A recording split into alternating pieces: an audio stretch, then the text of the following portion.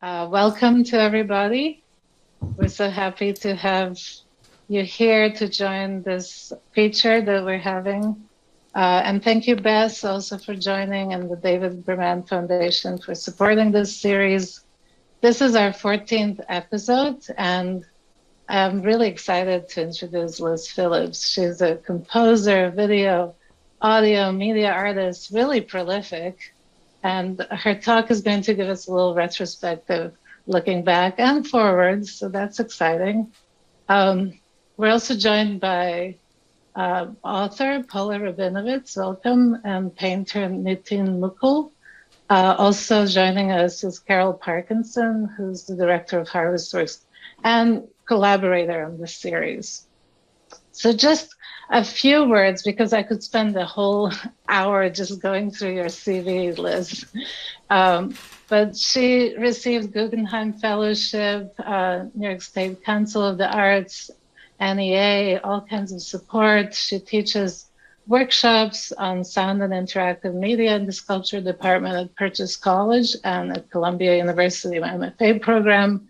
She's curated, and she also co-founded the Parabola Foundation. So we always love artists who support their own community and who are collaborative and interactive. And Liz would definitely be this kind of person. She also collaborated with Merce Cunningham, with June Paik, Heidi Howard, Simone Forti, and so on. So without further ado, I just want to give a very, very warm welcome to Liz, and thank you for taking the time to prepare this and also give us your connection to the David Berman Foundation and David Berman himself. Welcome. Thank you, Victoria. It's a real pleasure to do this because the foundation has supported my work so much over the years. I didn't actually realize, but the sounding show I was in and the show at Santa Barbara were also supported. And when I looked back over, that's how I got to the Newberger and then Purchase College, where I've been teaching for over 30 years, was through the sounding show. And I realized that not just the individual small grants that came to me from the Berman Foundation, but so many years of grants to organizations that then had my work in them were from the Berman Foundation. And also I teach at the Newberger, where there is a lot of work from David's collection. I take the students into the basement to see the sound art there, and that is all from that collection. And so it came to the museum through the Berman Foundation, and often their media shows that I take my class to are funded by the David Berman Foundation. So the history is really, really long, and I'm going to kind of go through these slides and talk a little about some of the pieces and my present interests. But I would say at least half of the shows that I have documented here had some funding from this foundation, which is quite incredible. There was almost nothing for art and technology when I was in high school, and electronic arts intermix came about after the Howard Wise Gallery. And I was there right then in high school looking at that work, because it was all there was that we could find, besides the machine show at the Museum of Modern Art, that was a great influence on me. So this is really a long, long history that I'm only spending an hour on. But let me share my screen and show you some images. Let's see. And I hope this should... So you can still hear me, yes? I hope.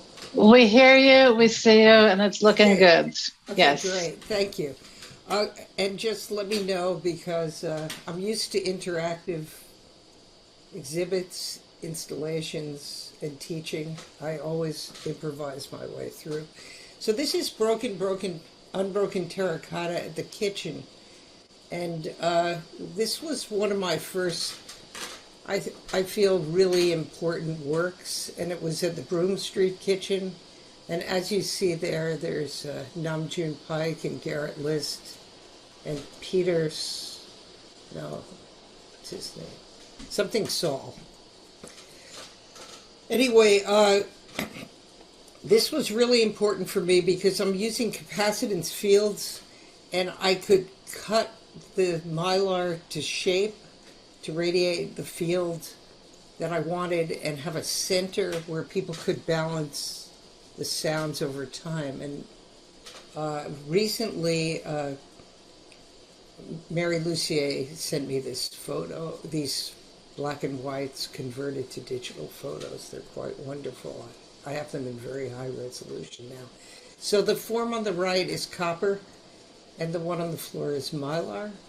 And I welcome questions all along the way. So this is one of the truly interactive audience members in many of my pieces. Nam June was like a mentor to me. I met him while I was in high school at the Howard Gallery when he was doing work there.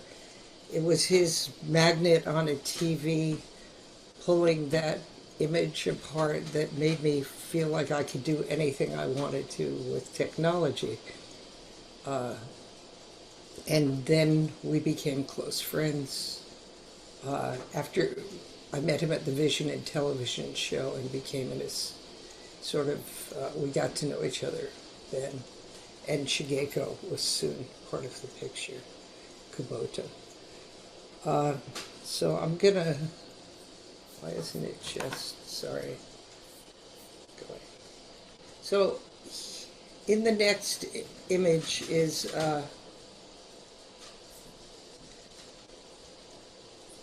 this is a video, and it's earlier. It's my first field at Bennington College, my first capacitance field.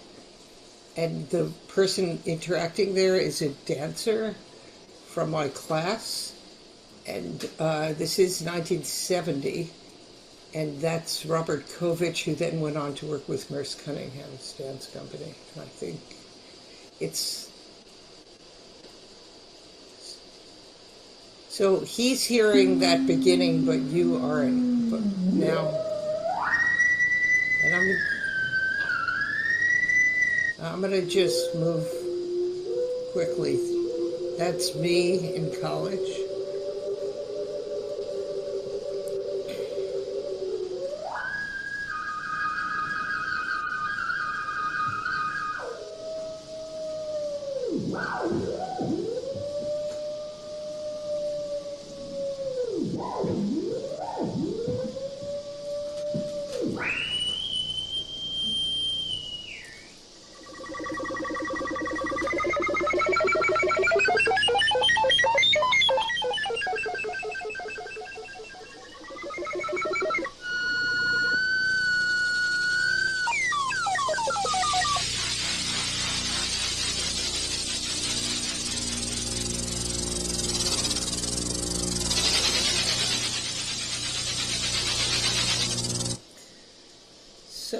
So anyway, that was in college. It was the first field I set up. It was in the living room of the dorm. It was using a radio and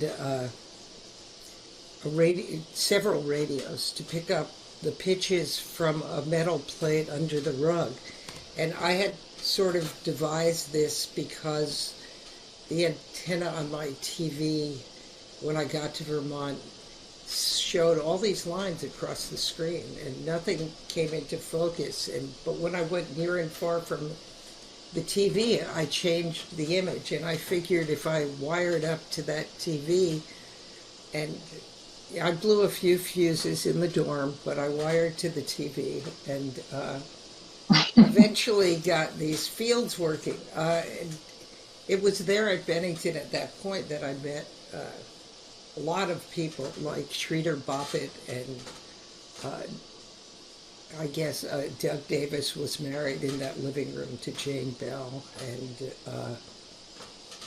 just tons of people in the arts sort of came together. And those dancers in Bennington went on to join a lot of companies, and some of them you might recognize now. Anyway, so I'm going to jump from the 70s right into the 80s, and I guess this was like 1980. This is from Sunspots that traveled all over the country. So many galleries. I went to about 8 different galleries with this piece. So it has 2 parts, and those are the 2 parts. They both radiate fields, like in the Broken and Broken Terracotta. Quite different, because at this point I had a more elaborate synthesizer, and this is from the Neuberger, from the Sounding Show, the video. Again, funded by the Berman Foundation, or we would never have this document. So I'm going to play it a little. And this is there. I should say that on this document is a like 10-minute section with John Cage, and a 10-minute section with David Tudor, and a 10-minute section with Max Neuhaus, who was not in the show, but it was all the people pretty much that Suzanne Delahunty was in contact with, who made sound art. And the year before, the Academy der Kunst in Berlin had a very, very large sound show that Rene Block put together. So this was the first sound shows around, in group shows that I knew of. Anyway, here is a little piece of that.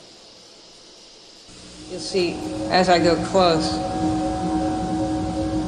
to the coil, this speeds up this pattern. And then these high pitches come in.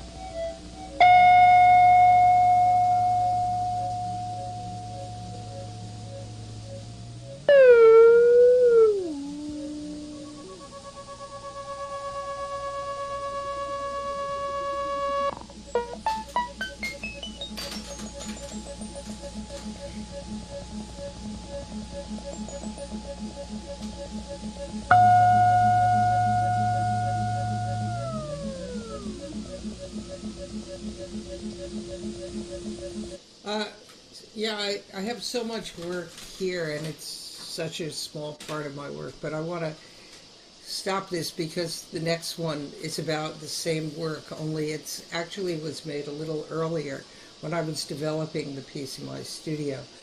So my interest in electronic ground and natural ground, and how your body conducts to ground, and vibrations that you feel first, like in the video from college, before you hear anything, these sub-audio vibrations, it's always been part of the work. Things that in the air, frequencies that you don't necessarily hear or see, but are there in the air, like radio frequency, and the way people versus animals decipher the world using many things in and out of the range that we're experiencing.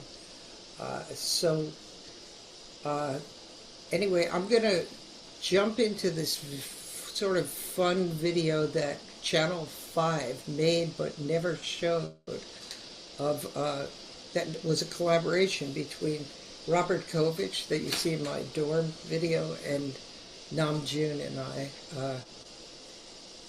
and produced by many people I knew at the time, but Channel 5 had hired them. So here we go. And we'll just play a bit of this. All of this can be accessed on my Vimeo site for full play and better sound.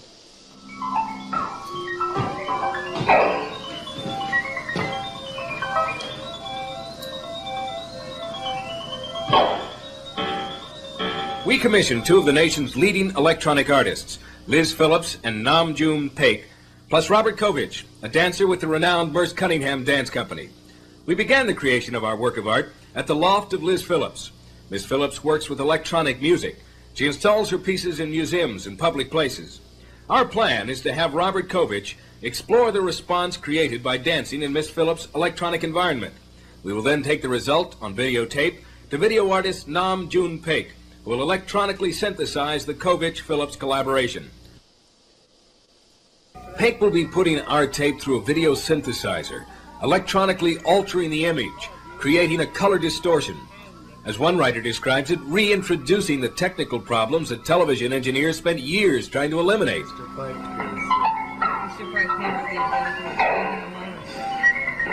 constant change. Do you want to slow down the background?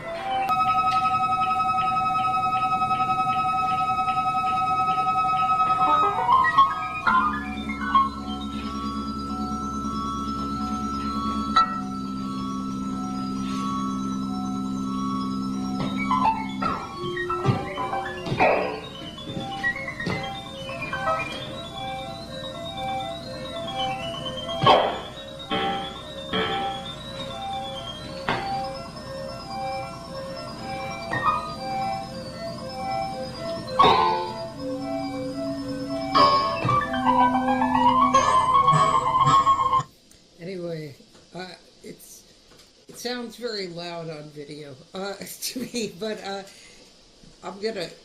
So that was a really unique exploration that I was happy to be involved in, and then at the same time as I was actually installing that piece at the Neuberger, I was installing this piece in the South Bronx in a windmill at Hunts Point. So I was exploring how I could use wind energy, speed, and direction to create formations. For sunspots, I had hoped to use solar information, but there was some snag with the museum, and they didn't want the solar sensors on their roof coming in, the cables coming in through their sealed museum walls or anything. So I went ahead and made this wind piece for the Bronx, and I'd been working on this idea for a long time, and wind-activated sound pieces. So this is in a windmill, and Creative Time presented it. I worked a lot with Anita Contini and a wonderful staff at Creative Time, and Bronx Frontier Development Corporation, which was through a friend of mine, Lavinia Hall Etchier. And so it was really great to get to put a piece in a public art space, which was a great goal of mine. And also, it's always been my desire to make pieces that save information over time and shift all the time, and so there's always surprises in the sound. And so I guess this is the opening at the windmill, and if you watch the video online, you'll probably recognize a lot of people there.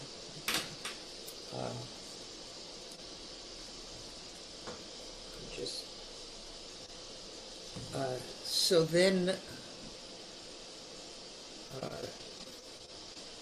the next slide shows you how that piece worked in terms of wind speed and wind direction, little electronic oscillators that I built or Serge Cherepin built for me.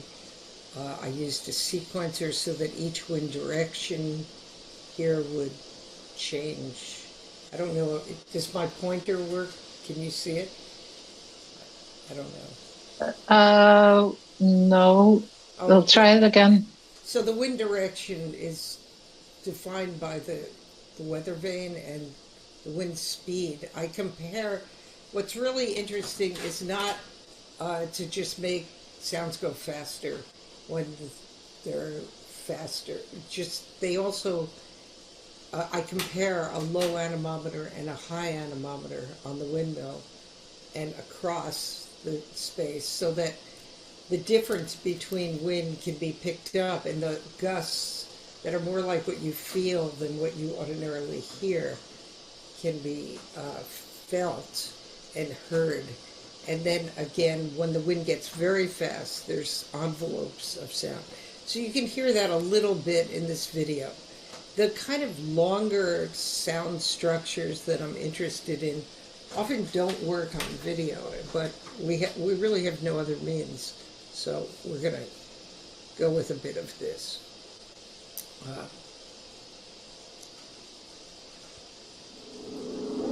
Since 1976, an important project has been growing at the Bronx Frontier Development Corporation in Hunts Point. A windmill generates electricity for compost made from waste from the Hunts Point market. This is turned into topsoil to make new parks in the area. And now there's an addition to this scene of hope. New York artist Liz Phillips, through Creative Time Incorporated, has installed a sound construct in the windmill. So now we have music, dependent on the wind's speed and direction. We see a very different South Bronx here. Because of the energy of its people and Mother Nature. Flowers bloom and grass grows.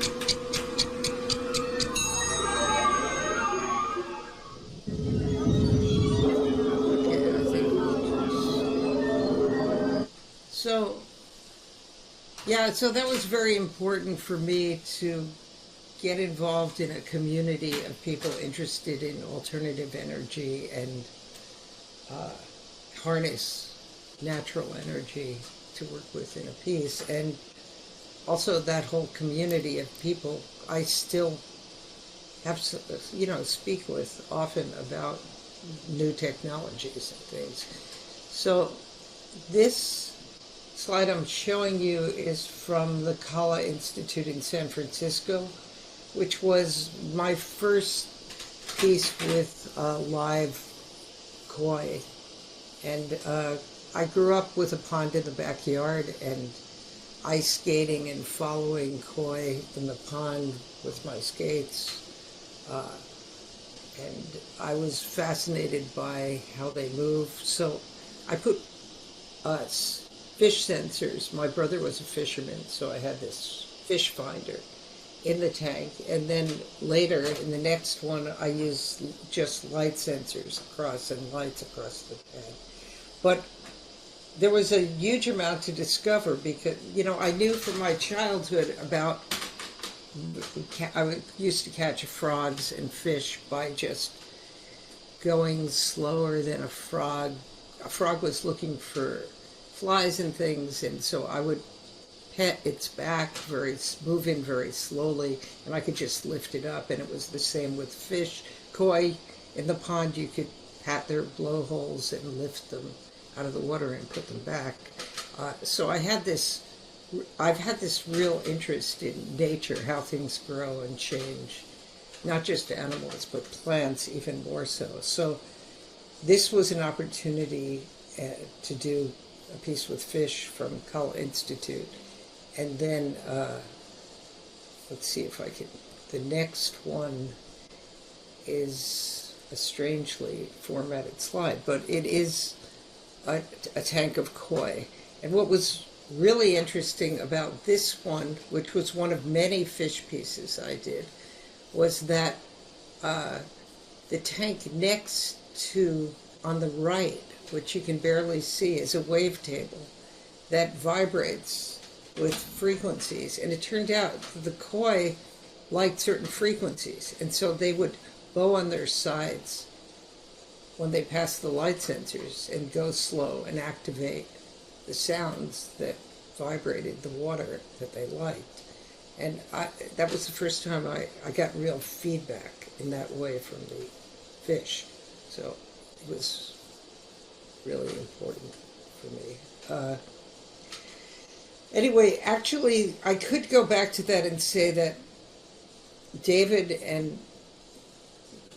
had really wanted a fish a fish tank piece in his yard, and you know, with this kind of interactive technology, but he wanted to be able to point to the fish that was moving and say, see that. Because he used to give these wonderful tours of his whole collection. But it was sort of not my aesthetic to point and you'd have to have one fish in the tank to do that. See and really that. Say, that fish activated that thing.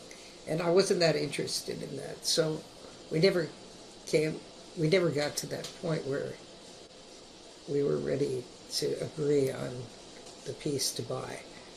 So, I mean, we had many wonderful dinners together and many wonderful visits, but there was this issue of point and click, which was not part of what I was aiming for. I was sort of interested in things that built up over time, stillness and motion.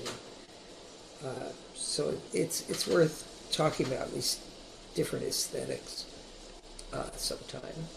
Anyway, here's Sound Syzygy from the Walker Art Center. It was commissioned for John Cage's birthday. It's 3 interactive lines using ultrasonics that are the automatic focus on cameras, and people move along those lines to shift the sound. And again, by getting off the line, they change things as much as being on the line. It's how long you're there, how fast you're moving, how you move in between lines, which direction you're moving in. Those are all the issues that I'm interested in, so that things resolve and shift in the environment and are left different when people leave. And that was true even in Sunspots and Broken Unbroken Terracotta. So here is, we'll play a little bit of this video just so you get, it's quite different when I'm using different technology. The sound becomes quite different.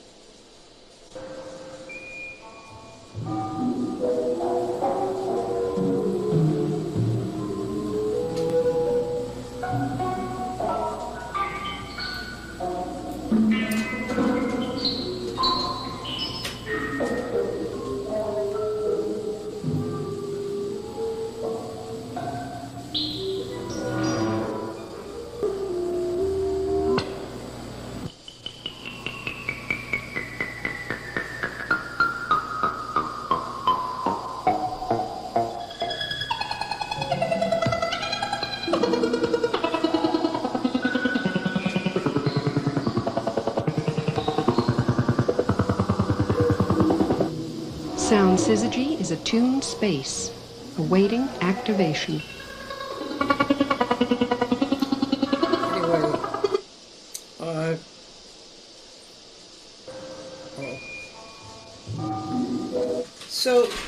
so that, again, having fields not that are 6 feet around when one person comes near an object, which is the case in this one, again, using capacitance, but having 25-foot-long invisible fields was a whole other situation, and using echolocation, which was very, very exciting when I worked with the Merce Cunningham Dance Company in the large space in the Armory on, what is that, 70, I don't remember the street of the Armory in the city, 68th Street or something, where the echolocation was so sensational because you could actually chart the whole space using the sound echoes.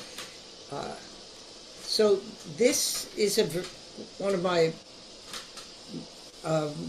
more exciting installations in that I got a Guggenheim grant and other funding to do this very large installation at Cap Street Project in San Francisco. The concept originally, it's called Graphite Ground, was to use graphite as a natural conductor. I was looking for a natural conductor, and again, the space, when I got there, I really needed to put sheep's wool on the floor. That was a decision made there. and paths for people to move through it. So this is somewhat inspired by a trip to Japan and seeing the dry rock gardens in Japan, but also working a lot in nature with natural rocks, and I wanted to find natural conductors. And it ended up that we found that copper, natural copper, could be brought in from a mine in northern Michigan. And so I went to the mine and collected copper. This is all raw copper, and they were wonderful conductors. I still use natural copper when I can get large enough pieces. So, and people walk through here. And so this was first shown at Cap Street and then at the Whitney Museum.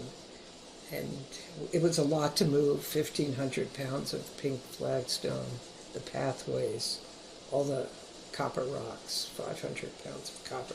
Anyway, and the scrim in the middle was quite wonderful because I could hear all around, and I had fields in all the corners, and they shared, sounds bounced all around in a quadraphonic space.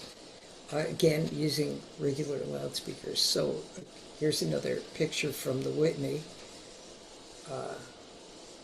Now this is maybe not the Whitney, maybe still Cap Street. I don't know. Anyway, this video was made at the Whitney of Graphite Ground. Because I started working when I was so young with technology, I pretty much learned the technology as I learned to make art. The first technical thing I did was I noticed that my TV, when the antenna was broken, if someone moved around in the dynamic, that I'd like to be the gardens in Kyoto had waves in the center that people would walk through and have the rocks be natural conductors. And so I looked for natural conductors, and I found this natural copper ore.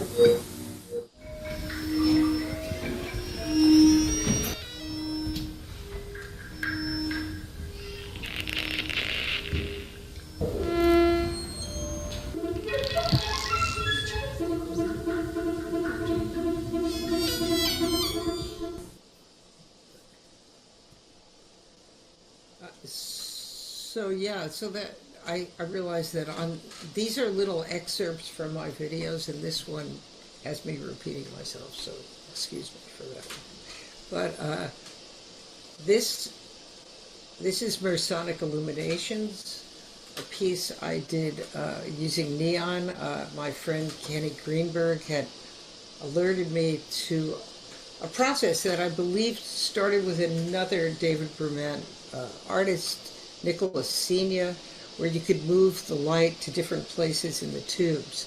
And I thought, oh, this might be interesting to have the light shift as well as the sound, but have the light be kind of pointers in the space to what the sound is doing. And I found that that was a kind of mixed situation because people think what they see is more important and sound is background often. And so they're dazzled by the light and often not listening. But it worked for some people. And this piece, this was at Ars Electronica. It was a commission for them, and it also uses a tank of fish, and they got me tropical fish. And so I put light sensors so that I could chart, give different voices to fish that swim at different levels in the tank. And again, yeah, so this was another, and then you interact with the fish. Everything works in ensemble within this scrim room. So here we go.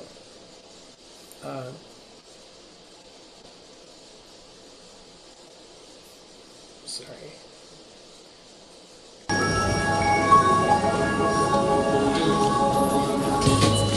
Mersonic Illuminations. Interaktive Installation von Liz Phillips. Gesteuert durch Fische und hereinschwimmende Besucher.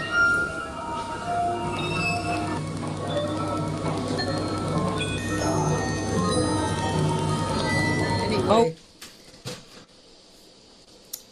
it's the only one where you really hear the fish activating the sounds. And again, I never had video equipment until now with cell phones to document my own work, and it's still very difficult. So this is another neon piece, maybe the first one actually. This was at the kitchen in 1999. The tubes are hand blown. Again, I worked with Kenny Greenberg on this one, and this piece traveled quite a bit. And the concept was similar to broken, unbroken terracotta, which is about spinning and creating a vase kind of structure that then breaks apart, and having the light shift color in all the neon tubes, which are mixed gases. So you can see from the next slide, that same tube shifts color and dimension, and this one, and then now this is moving beyond my, hold on.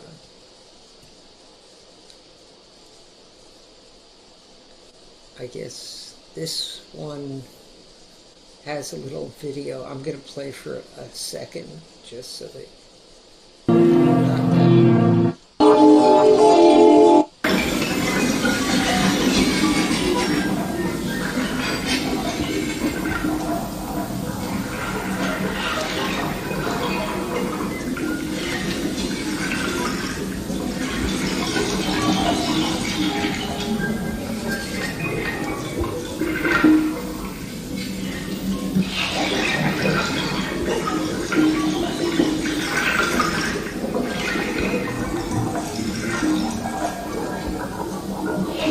anyway, I should probably show you this part.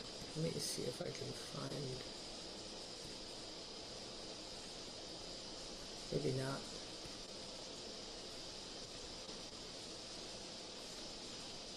Yeah, there's this quick part where I use this was one of the first. Actually, graphite ground used a computer. A few pieces earlier used computers, but this one really analyzed the data and produced sampled sounds are used in this one. Samples of objects spinning and turning, and the same objects I actually started to play back through in this piece. So it was the first time I wasn't using just oscillators and synthesis, but also samples was here. Or this was one of the first pieces. Anyway, the next one is shaded bandwidths. And this was under the Brooklyn Bridge in the anchorage. And it was funded by Creative Time. It was my second piece with them.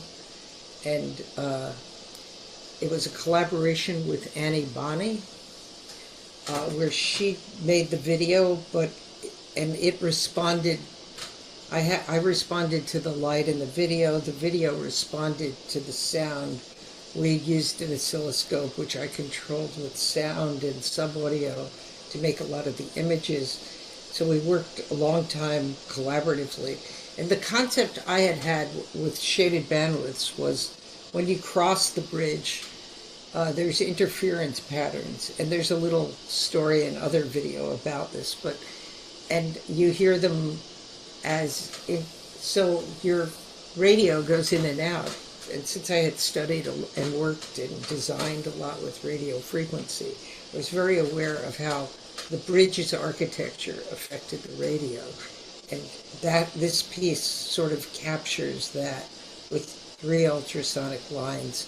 And I am shifting DVD chapters with where people are closest to the screen, but not all, every few minutes. And you'll see that Heidi Howard, my daughter, had full control over this one when she went into it. She was she was used to my pieces. She was born during graphite ground. So here's shaded bandwidths.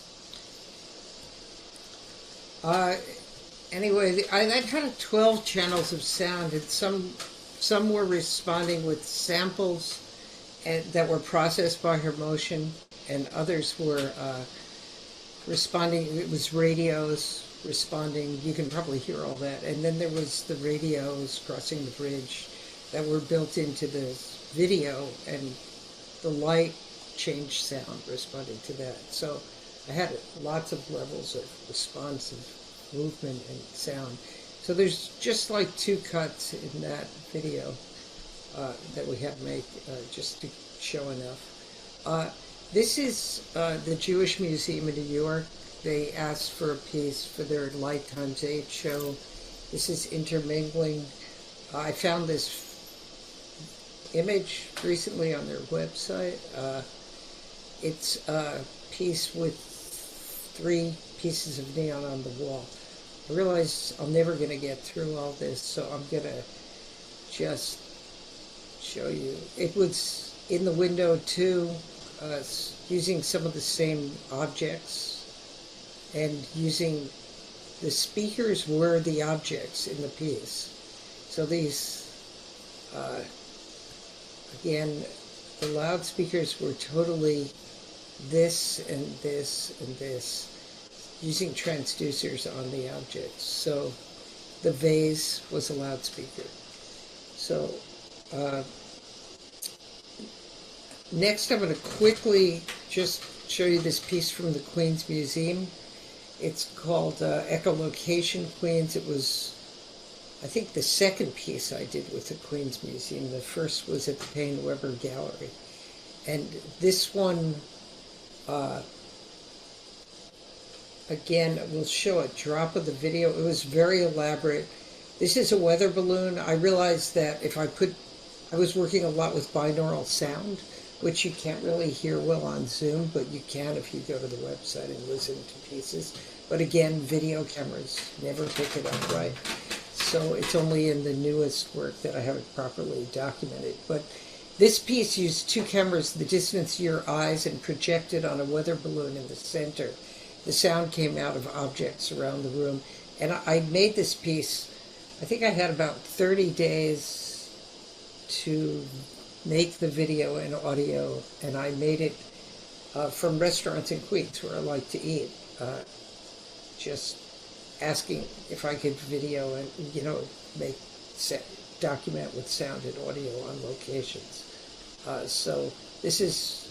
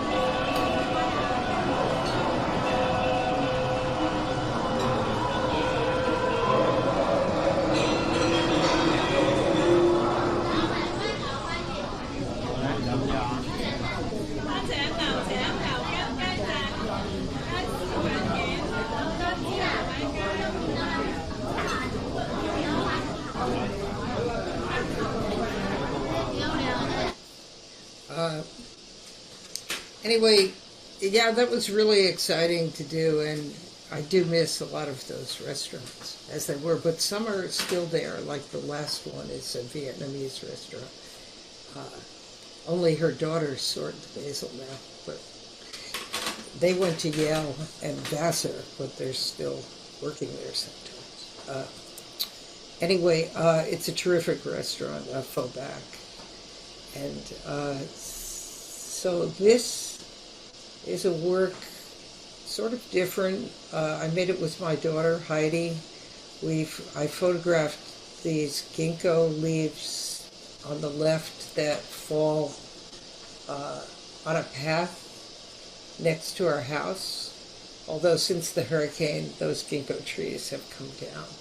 But they leave this pattern, they all fall at once. And then we made Rikanzaki embedded ginkgo leaves in this paper that becomes the loudspeakers in the piece and plays back the sounds of the leaves and other sounds processed of the leaves falling. So this was in a gallery. So there's the paper that plays back. And anyway, it's rushed ahead. My show probably knows that I should move faster here. This is just an example. I did a symposium at UCSB in Santa Barbara using this great big visual arts room, but sponsored by this interdivisional committee. A graduate student in music invited me, and each day I put up, I don't know how I did it now, but a different installation in this room where every couple of days. And this uses fields, only in this case we radiated them also from people's bodies. The students became pedestals, and the fields were also radiated. They got on the pedestals and became part of the piece that way. And then there would be a field around them. I don't think we do that in the pandemic. All this stuff is very tactile. Anyway, here is the Milwaukee Art Museum piece called Wavetable, which I've shown a lot, variations on, and added them to pieces. So what I realized is I used this with the koi early on. I used this at Thread Waxing Space with Carol Parkinson, and when our kids were just about 3, we have pictures of them interacting there, which I should have put in here. But this is at the Milwaukee Art Museum, where Joe Kettner, the assistant director, I guess, and chief curator at the time, built the whole room about wave and light patterns and put this table in the middle. So it was a really beautiful show about sensors and light. And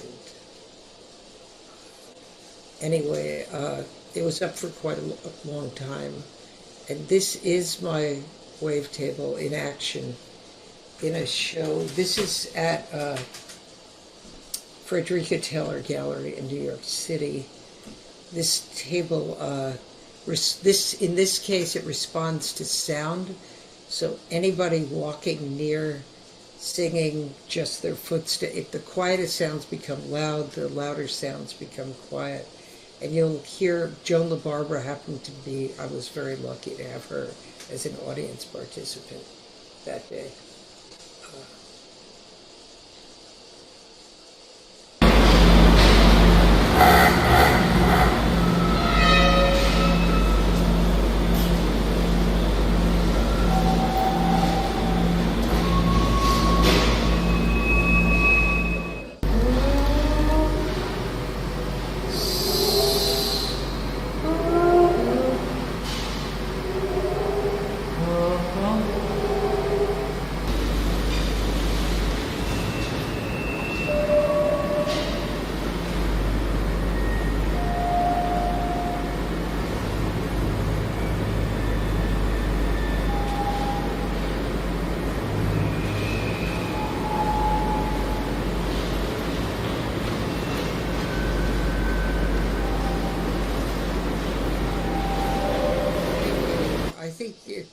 Yeah, it's pretty clear what's happening there.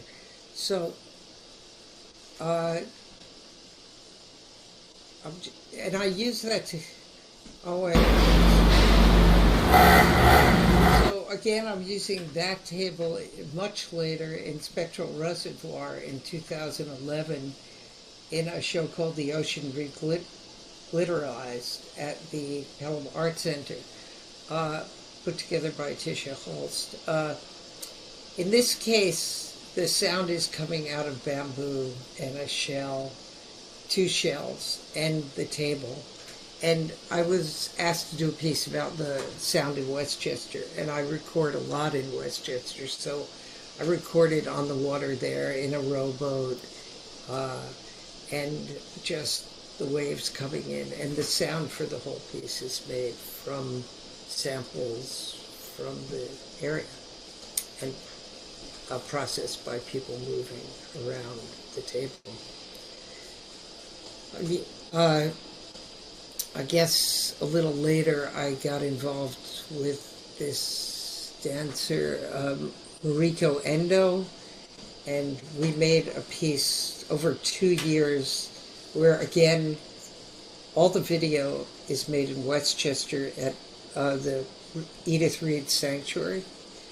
And it was a wonderful place where I always take my class to record, because it has this various environment of rocks and tides. And I'm still working there a lot on pieces. And she was a Budo dancer, and I just had her respond to the different environments there. And she developed this dance with me, and performance for Roulette in New York. And it's, again, we recorded with 2 cameras, the distance of your eyes, and a 3rd camera, and that was projected on the screen. And then she danced and activated sound in the space during the performance, and we played back from this. So I'm going to play just...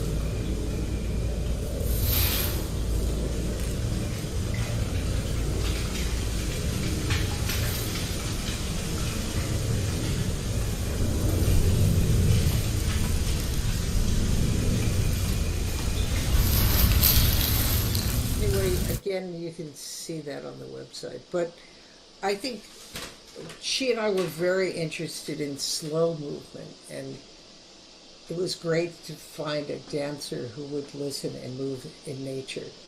And that was how we ended up working together. And very slow movement was really of interest to both of us. So, and relating to the environment. So that's how that collaboration came about. And that was again made into an installation piece for other locations. The piece, I have to say, Bew, which it was in each video is an hour long, so they're very long, and we go through many different environments and activities, so it's hard to do these quickly for me. Somebody else could probably show this better that way. This is from the Queens Museum. It was a collaboration with Heidi Howard, my daughter. She was invited to paint this huge wall, 100 feet long by 40 feet wide.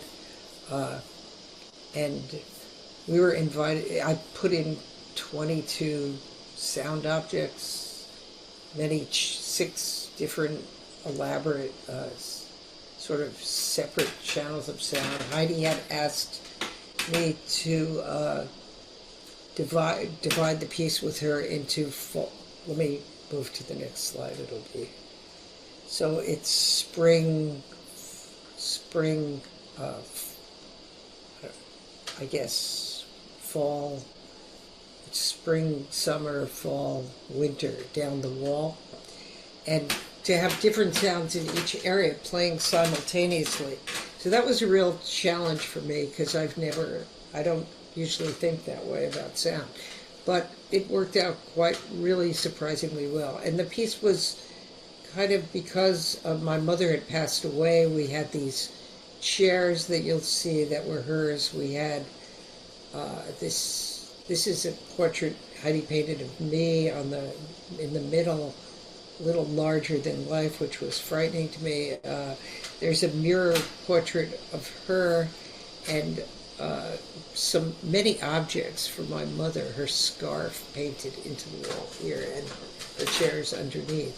And so it was, all the sound was made either where I grew up, and my mother still lived for most of her life on the Palisades in New Jersey, or in our backyard and around our house. But it's many, many hours of recordings in all the seasons. So I'm going to it's very slow moving, and I think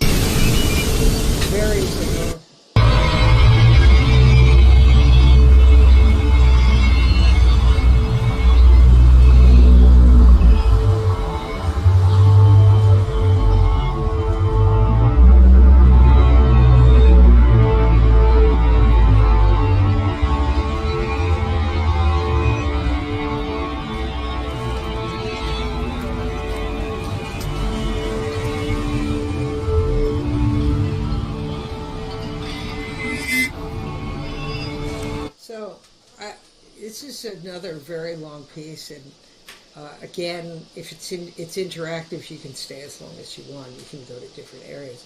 This winter section that I was just playing was made from people sorting bottles under the train, and the train passing over in the winter. It's maybe the more abstract section. The beginning uses mockingbirds and things in the backyard. Again, the sounds of the birds are played back through these, the bamboo that you see, not in this picture. Yeah, you see a little bamboo in this picture. So this piece was up for a year and a half in the lobby of the Queen's Museum. It was great to have there. Sad to take down right before the pandemic. This is a picture of the relative fields closing. It's basically before we created a virtual reality piece from that work. Heidi took photos of pieces of the different areas, and I took sounds from the different areas, and we made a virtual interactive piece where people could go through a very simulated version of the space. And that is still online through the Virtual Dream Center set up by, it's a terrific opportunity for us to create something online that's dynamic and interactive. And it's really my first experience doing that. So I'm going to show you a little of that piece. I think the future in documenting these pieces is this kind of virtual system.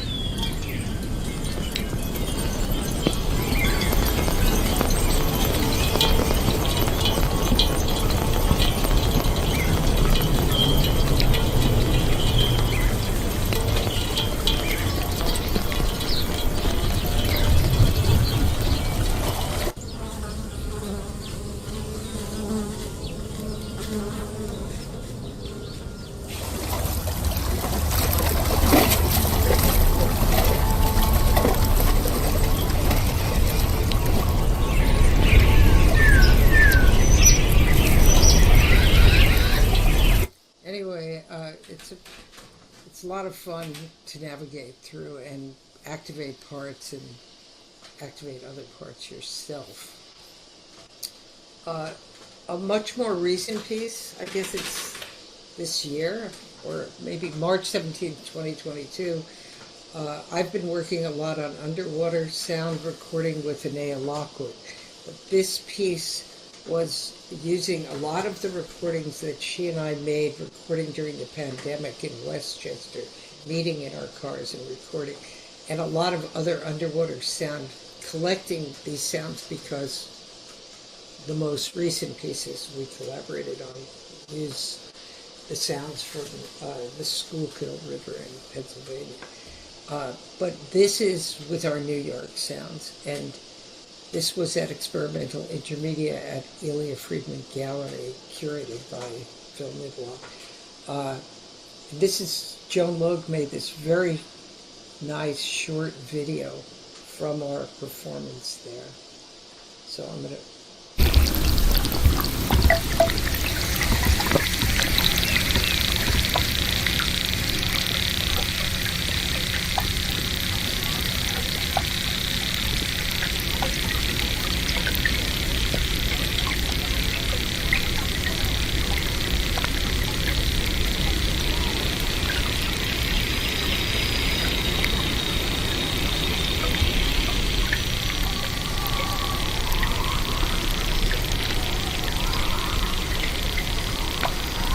So what it's hard to see, which I hope by the next time I have a demo of, is how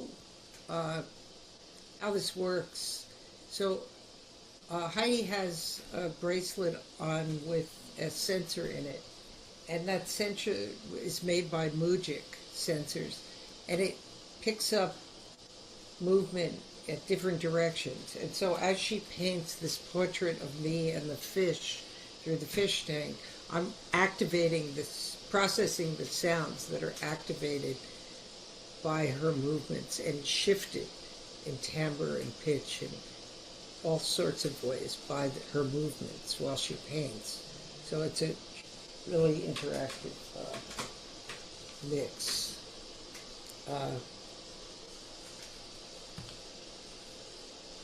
So I'm going to quickly move to these new pieces that I did with Annea Lockwood. This is something we've been both talking about for about 10 years, which is putting up a piece on the water, about the watershed, on the water, where people could listen to the fantastic world underwater that we were listening to. And so this is in Philadelphia now. It's open till, I think, October 30th, and it's on the river. And it was set up with Drexel University and New Paradise Labs. And it plays back sounds from the river and from upriver through speakers in the top and vibrating the backs of the benches. So you actually hear through the wood the sounds from underwater. So I'm going to just try to get through these pretty... This is Earl Howard, my husband, and I, at the press opening. He's out on this crazy concrete ledge recording with our underwater sounds live to play back to the people, because they hadn't quite hooked up everything on time. But we passed our earphones to the press, and we passed our microphones so that they could actually hear this fantastic underwater sound. So I'm going to play you a little of the sound now. This is Black Rock upstream where we recorded, and there's a lot of insects you'll hear. I hope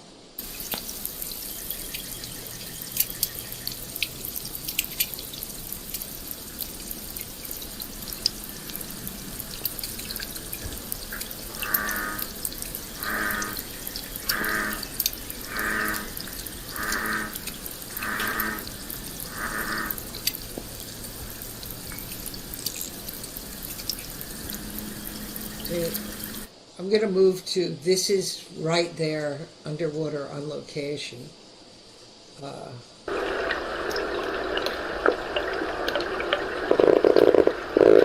That's a very big fish. And and you'll hear it even closer to the microphone.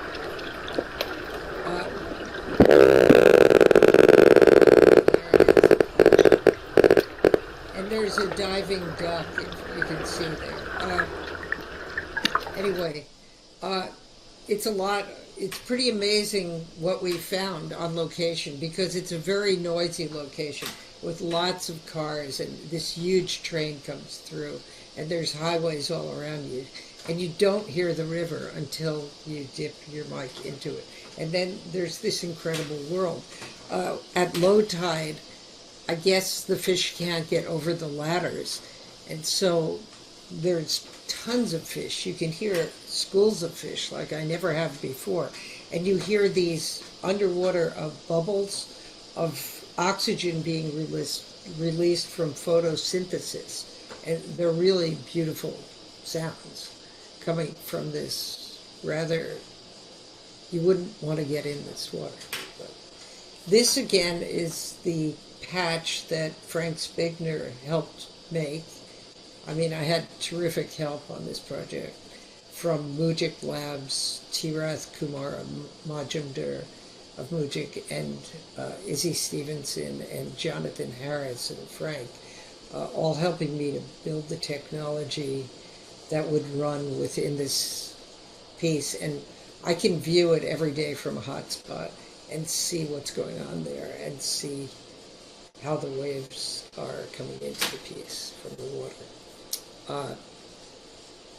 Again, this is a reporter first hearing underwater sound, Jasmine, and this is two people when it was a little later that the building, the watershed opened, and these are three people sitting and feeling the vibrations, listening. The Brock family. This is Cyrus Vela listening on the right. And I'm going to move quickly to the last piece. I know I'm running overtime. This is The River Feeds Back. It's at the Drexel University's Academy of Natural Sciences. It's up until October 30th. Also, that's Annea, Lockwood, and Earl Howard sitting and listening in the piece. It's a very long piece. If you want to hear the whole piece, you have to stay for about 90 minutes.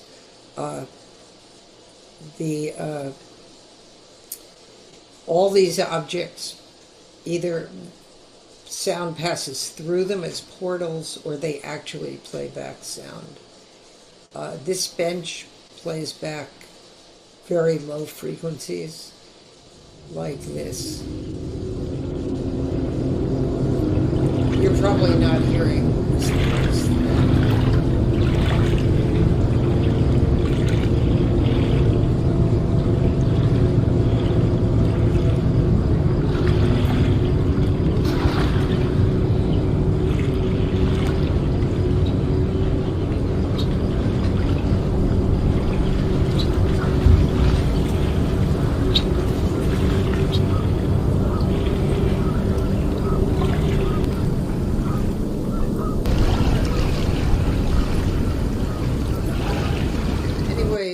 These are very long takes. I was down with a fisherman at the end of Philadelphia where there's constant airplanes, but those sounds work beautifully through the bench of the harbor and the airplanes and the fishermen. So each area has different sounds, and again, wait, I'm still there. So again, different sounds play back in different areas, and it moves from upriver to downriver, and sounds locate through the space. Again, the transducer vibrates even this big piece.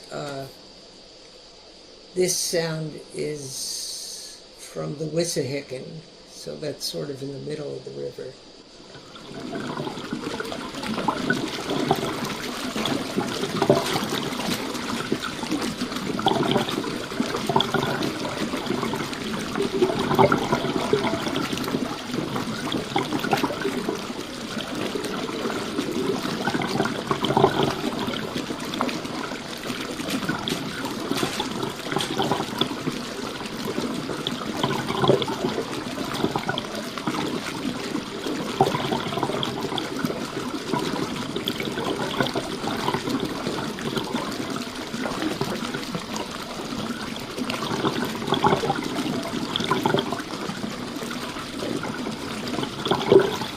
Anyway, I had hoped, I guess I skipped one, but anyway, peepers play back beautifully through the slate.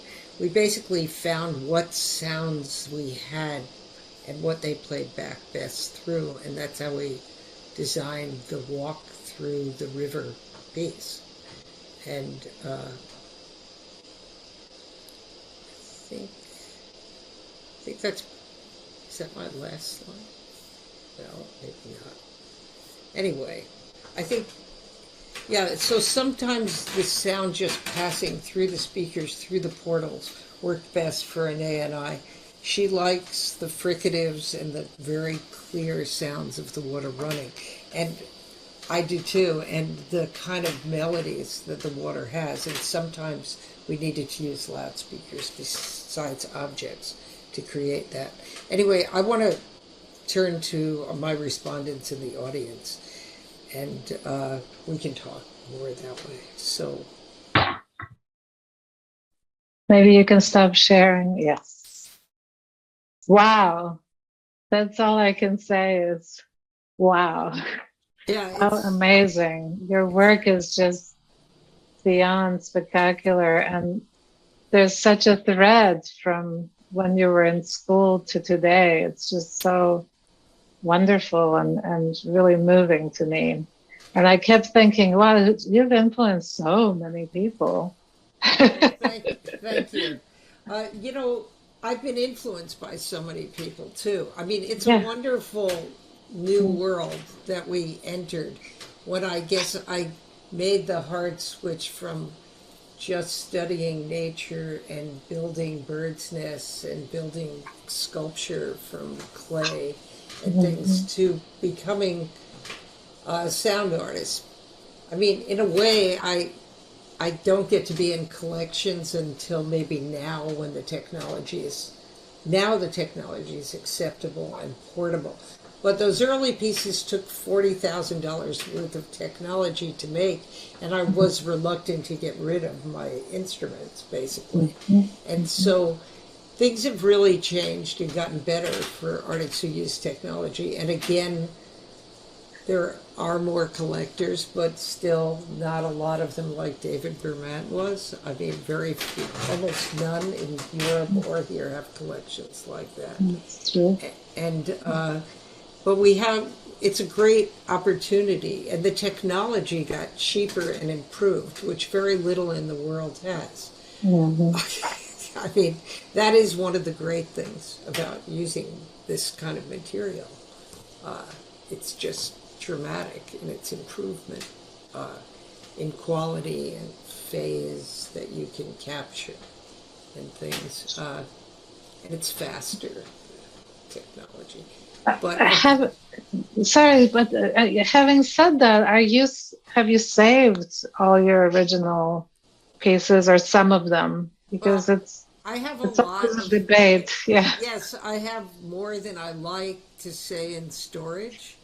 And I mean, I save a lot. Oops.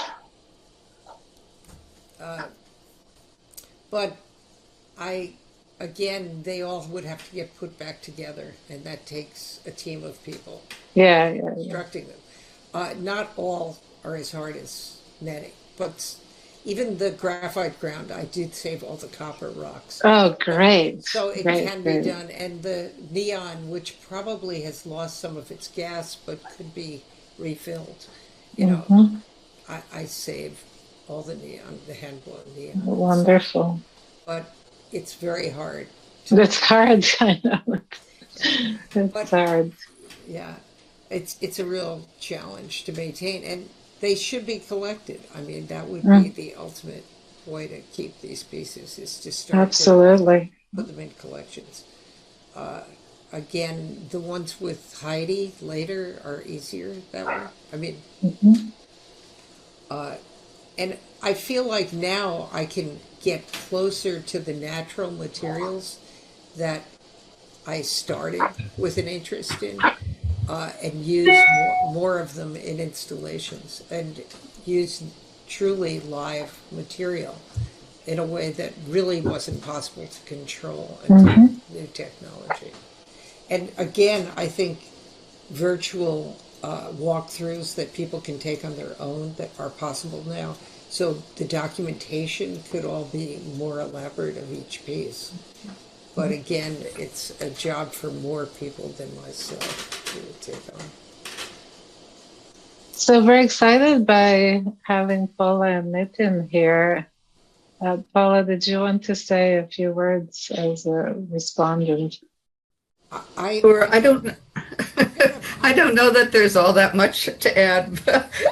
But I just, you know, I've known Liz since we were 8 years old, so we're talking more than 60 years. I was on that pond where the fish were swimming underneath us, ice skating, when we were kids, and in the woods picking up mushrooms and rocks. And I've worked with Liz on a lot of her pieces, and I've written with her about her pieces. I've written about her pieces. And I think what comes through from everything she's shown is the incredible generosity that Liz has. She is always interested in having the muchness of many people, friends, family, the public, interact, collaborate, and participate in whatever she's doing. And so there's a sense in which there's this, what nature is, the sort of controlled anarchy that nature is replicated in her work because she's, not only because of the materials she's using, air, water, metals, animals, plants, from the entire planet, fields that are electronic, that are visible, that are invisible, gravity fields, and so forth. But that it's also about how these things are both under some kind of system and organization, but are completely aleatory in the sense of who knows what's going to happen in any given minute. And if the last 2 years haven't taught us that, nothing has. And in a way, Liz's work has like prepared us for this moment of like, you just don't know what's going to happen, but you can still try and make something beautiful out of it. And you can do it with the most minimalist materials. She's kind of like a minimal maximalist or a maximal minimalist, Liz, in that she's interested, she wants us to hear the most minute sounds and pay attention to the most detailed small pieces of the materials of the earth, like the copper or the stones or the wool off the sheep, or the pieces of wood, but also, just the lushness of it all. So, I just want to say one more thing because I don't want to go over time. I know everybody, it's the end of the summer, people want to be out and about.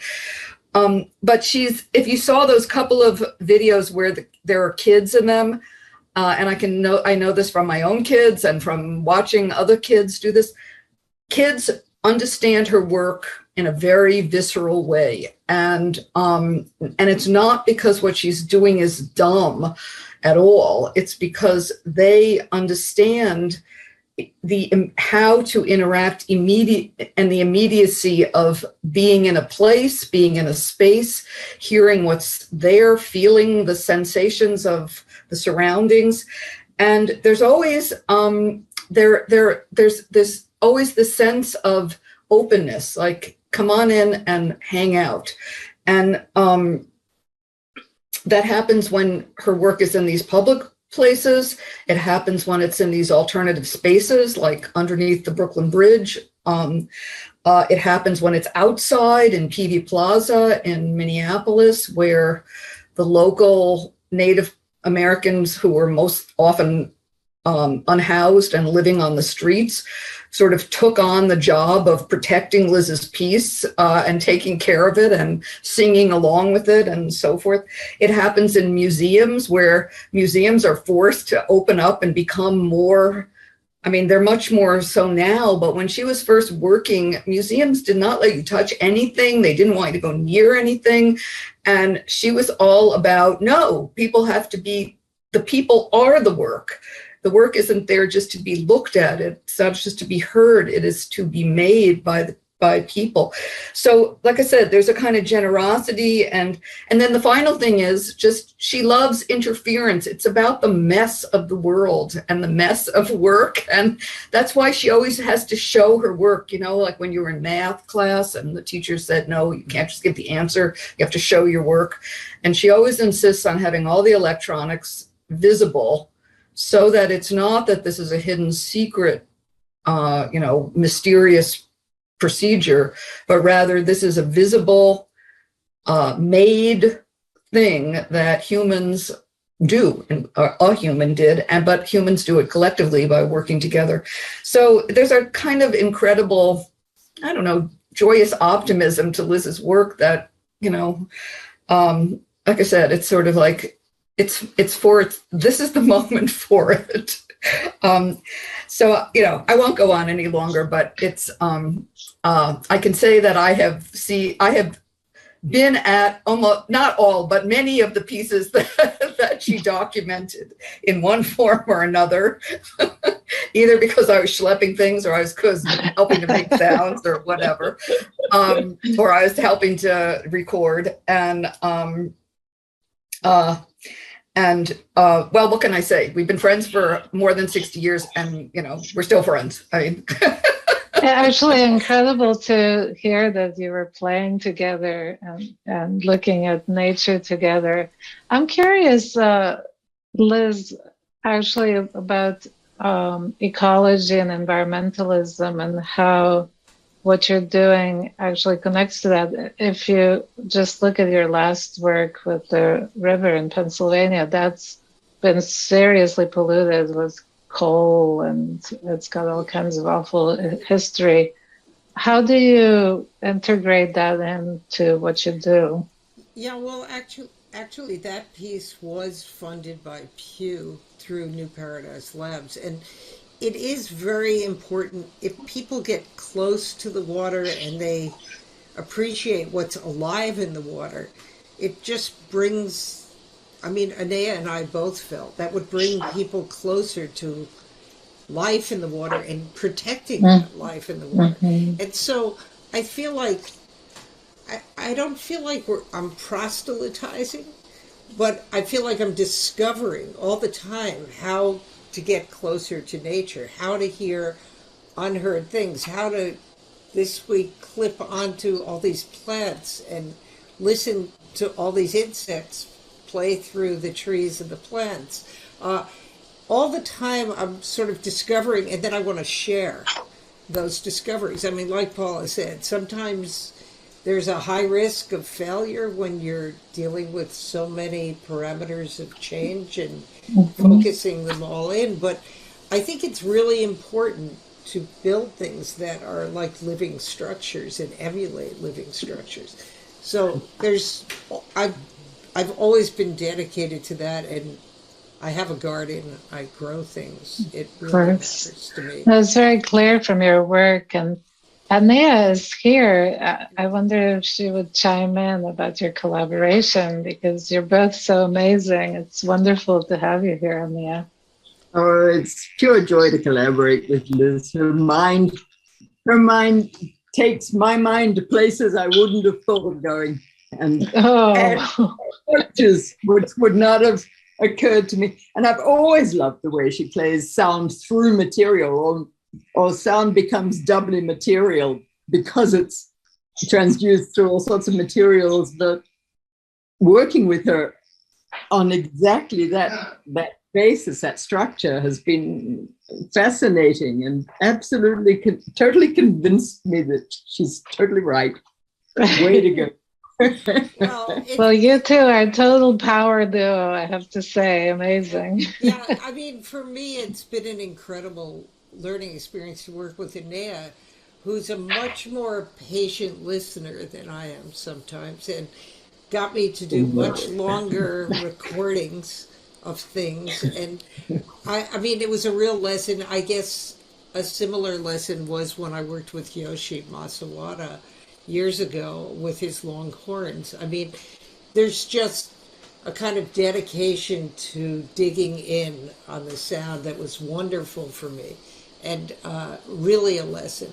Again, and Paula always explains everything I'm doing when I'm not thinking about what I'm doing. So between the two of them, this has been a wonderful year of basic isolation between, I mean, I've had a lot. It's been a wonderful collaboration. I have a feeling it's not finished yet. I was just going to say, I hope there's more, and we would love to be in person as well. We've had enough of this remote stuff. Still, we got to connect in a very nice way. Thank you so much for joining, Annea. Oh, pleasure. I didn't wonderful. I didn't want to ask Annea because I've asked her to do many Zooms. I asked Paula to do everything and anything since I was 9. So, but I didn't want to ask Annea to have to do this from Montana, and I didn't know you could do this from Montana. Oh, how great! So, amazing. But thank you. Oh, this was a joy, Liz. Yeah. This is. Wow, this presentation has been a great overview. I was introduced to Liz through my friend Alexander Keefe, a writer who I met through the art community in India in the early 2000s. Back in the US, I was attending a talk he was giving at NYU's Colloquium for Unpopular Culture around 2018. The talk was about the artist Sridhar Bappat, one of Liz's early collaborators. If memory serves, at the talk, she demonstrated creating feedback with our mobile phones on the spot, like a flash performance piece. Liz and I became friends and have been collaborating on and off since then. What's so rewarding about my collaborations with Liz is how her work brings clarity to aspects of my own practice that may not have been obvious at first or easy to articulate. Maybe this bit of overlap is why she puts up with me. For instance, in a group show I curated at the Sunview Luncheonette called The Animist Cookbook, she used the actual space so effectively as to basically transform the space into her piece. The Sunview is an old intact diner that became an underground art space in Brooklyn. Liz's piece activated the entire lunch counter and all the plates, cups, and cutlery sitting on it into a responsive installation. Animist Cookbook, the title of the show, alludes to recognizing that silent, inanimate things around us, seemingly non-sentient, are in flux and can act and react with their own agency. Our surroundings and the things we are surrounded by are not necessarily passive. They exert influence on how we behave. The space around us and its ambient conditions respond to our presence and actions in ways that can be made more apparent through our interventions. In some ways, both our processes show a path to decenter ourselves and empathize more with our environment. A few weeks ago, I had the chance to see Liz's most recent project at the Academy of Natural Sciences in Philadelphia, called The River Feeds Back. About a week after seeing it, I started thinking about the concept of empiricism manifesting as abstract form, a concept which I'd had in the back of my head for a while, and one that I think relates to both our practices to some degree. This idea became especially pronounced in my experience of her installation. Since I feel like I basically went into uncharted territory at the time I started my durational painting work in 2008, knowing, working with, and gleaning wisdom from artists like Liz has been a key part of building a roadmap by which to navigate.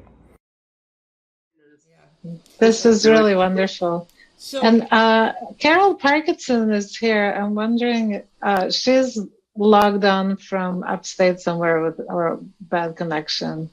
So if we don't hear her chime in, then I guess she's not able to. Oh, wait, I can chime in. Ah, there you are. Great. Yes. Okay, we hear you. I actually don't have any more to say, although I am one of the people, and I think Harvestworks, the organization Harvestworks, is definitely inspired by Liz Phillips and her work, and the artists that are working in her area. Particularly inspiring is the whole combination between technology, science, and art. And I think that is at the core of everything I've been interested in is really. Yeah, I should add that Harvestworks really helped me at many times in my career, and even more important to me has been the work they've done with my students. So my students, when they graduate from SUNY Purchase, really have nowhere to study while they're paying back their loans. They're not ready to go to graduate school. And when they intern at Harvestworks, they learn so much more about art and technology. So it's not only that they've helped me put up the piece on Governor's Island and other works, but they're such a help to my students, and it's such a way for them to continue. There's nothing else like that. And so it's a very important organization for me. Absolutely. Same here. I have to say, Carol, I nod to you all the time because you've also held in there as one of the original nonprofits from the 70s, and you're pushing the youngsters, and it's just really, really wonderful.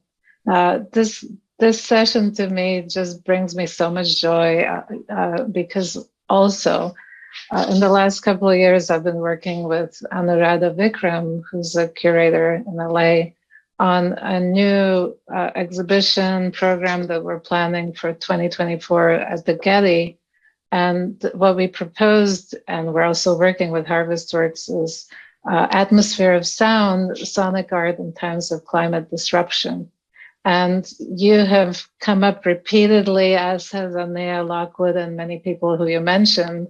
And we're just really keen on showing the lineage of this work, that it's really nothing new. And this is the wonderful thing about the David Verman collection, where we go back to Duchamp and the early kinetic works. And again, we see that it's nothing new necessarily, it's just completely expanding. And that's what's lovely to see also with your endless kind of revision and collaborative spirit and interactive spirit, and also giving so much to the students and the public. So thank you so much. This was really a pleasure. And this, thank you, Victoria. It's a pleasure to meet you finally. We've crossed paths, I think, on Governor's Island different years, and I see your work, but I never see you. So now this is the beginning of here we go for us. So this has been wonderful. Thank you very much, everyone. Thank you, and thank you